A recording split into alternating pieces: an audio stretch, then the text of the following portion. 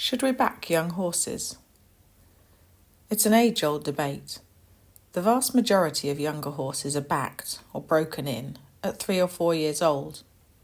At this age, the growth plates haven't fused, and many horses are unable to function optimally into their teens, potentially through damage that occurred in relation to starting ridden work too early.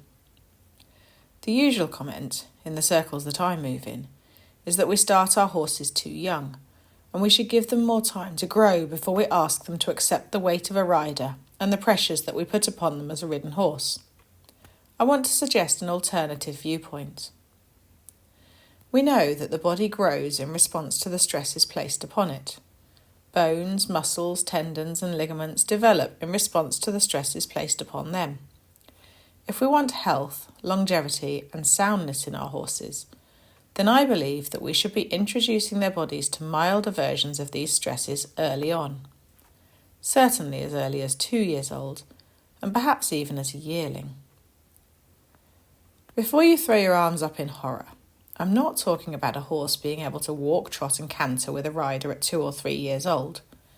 I'm talking about very slowly, gradually, over time, introducing the horse to the work that we'd like his body to be able to tolerate into old age.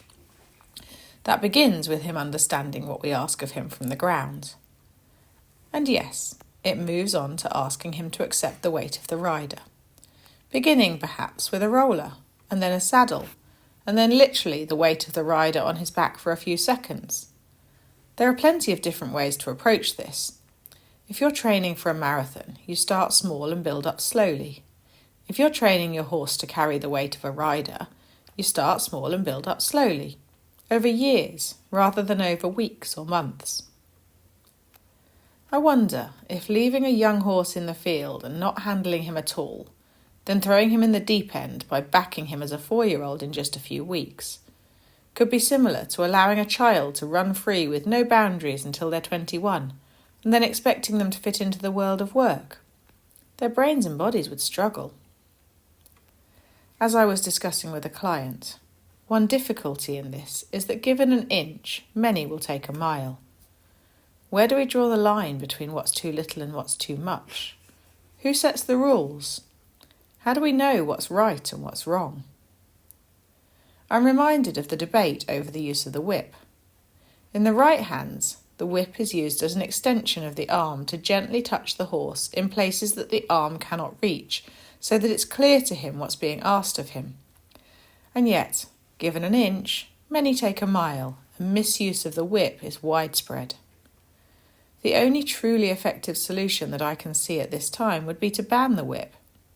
Using that analogy, should we ban backing any horse under 6 years old or under 8 years old? As usual, I don't have the answers, but I would like the debate to continue, with science supporting the arguments to balance some of the emotions involved. What are your thoughts?